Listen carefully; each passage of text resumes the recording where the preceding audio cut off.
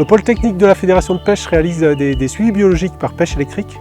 C'est un moyen scientifique de prélever les poissons sans les blesser et de pouvoir les étudier. Ça nous permet de les classer par espèce, par classe de taille et de donner une note à la qualité du cours d'eau en fonction des espèces qu'on va retrouver. La pêche électrique comporte des risques. On joue avec de l'électricité dans de l'eau. Il y a tout un protocole de sécurité à respecter, des formations pour les bénévoles et pour les salariés, et toute une organisation autour pour préparer le chantier.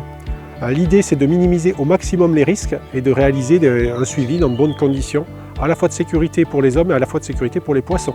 L'idée n'est pas de tuer les poissons, mais bien de faire un échantillon scientifique pour pouvoir les étudier et les remettre à l'eau après la pêche. Alors moi je suis bénévole, j'ai fait une habilitation électrique pendant 2 jours au sein de la Fédération de pêche des Deux-Sèvres. Moi ce matin j'étais placé au moteur à l'aigrette, j'étais en communication avec Christophe qui était sur le bord de la rivière, voilà. Je regardais le bon fonctionnement de la machine. Et moi j'ai augmenté un peu la puissance au départ et après ça fonctionnait tout le long de la pêche. Ben moi, je voulais faire du bénévolat pour des pêches électriques, mais c'est surtout être avec les techniciens de la fédération, parce que j'ai appris beaucoup de choses sur les espèces de poissons, comme tout à l'heure, voir les anguilles. Elle arrive. Donc ce matin ont été capturées des anguilles, des truites de plusieurs classes de taille, des vairons, des loches, des chabots, une petite espèce de fond aussi assez peu connue mais très intéressante et représentative de la qualité des milieux. Une fois les poissons prélevés, on va passer à l'atelier biométrie. Donc là c'est le tri des poissons. On se met dans une partie ombragée pour respecter le poisson, le tri dans des bacs pour qu'il soit le moins stressé possible et pour pouvoir réaliser les mesures.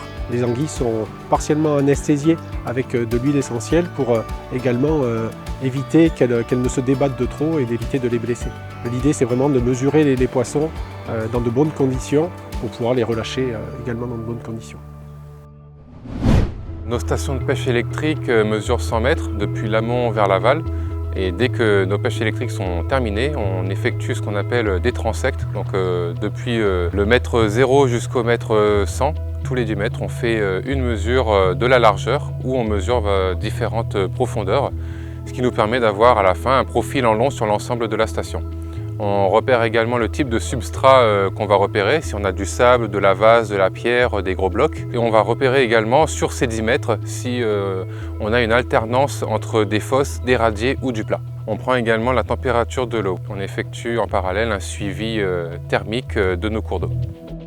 L'intérêt de ce genre de suivi biologique par pêche électrique, c'est de pouvoir étudier les populations de poissons pour voir comment ils réagissent avant ou après des travaux.